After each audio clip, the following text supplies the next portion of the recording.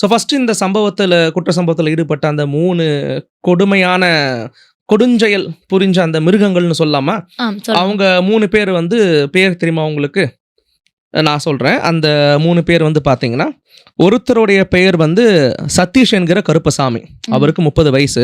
கார்த்திக் என்கிற காளீஸ்வரன். அவருக்கு வயசு 21. தவசி என்கிற குணா. அவருக்கு வயசு வந்து 20.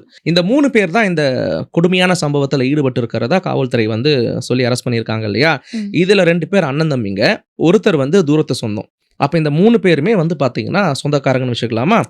இப்ப இந்த 3 பேருமே சொந்தக்காரங்கன்றதை தாண்டி இவங்க 3 பேரும் இருக்கிறது எங்க தெரியுமா? இவங்க 3 பேரும் வந்து வாழ்ற இடமே அந்த சம்பவம் நடந்த ஒரு 4 கிலோமீட்டர் பக்கத்துல தான்.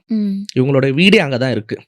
இவங்க அவளுடைய பின்னணியை பார்த்தீங்கன்னா, இவங்க வந்து பொதுவாகவே இவனுங்க வந்து திருட்டு பசங்கன்னு சொல்லலாம், கொலைகாரங்கன்னு சொல்லலாம், கொள்ளைக்காரங்கன்னு சொல்லலாம்.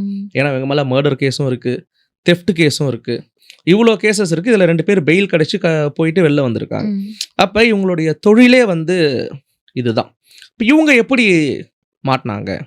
இவங்களை எப்படி காவல்துறை பிடிச்சது? இவங்க தான் அந்த குற்ற செயலில் ஈடுபட்டாங்களா, அந்த கொடுமையான செயலில் இவங்க தான் ஈடுபட்டாங்களான்றது எப்படி வெரிஃபை பண்ணுறோம் அப்படின்னா, இவனுங்க வந்து ஒரு பைக்கில் வந்து இந்த பையனை அடித்து போட்டுட்டு அந்த பொண்ணை வந்து அவ்வளோ சீரழிச்சுட்டு போகும்பொழுது பைக் அங்கேயே விட்டுறானுங்க. ஏன்னா அது வந்து ஒரு தெஃப்ட் பைக்குன்றதால அங்கேயே விட்டுறானுங்க.